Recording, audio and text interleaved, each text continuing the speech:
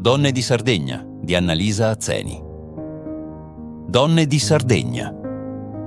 Nel sussurro del vento, tra antiche pietre camminano le donne sarde. Forti e discrete, portano la terra nel palmo delle mani. Madri e figlie unite dai destini scritti dal lignaggio, portano sulle spalle sangue e sudore. Con i cuori piangenti di orgoglio, portano amore ovunque vadano. Intrecciano storie e ringraziano Dio. Sorreggono memorie come montagne.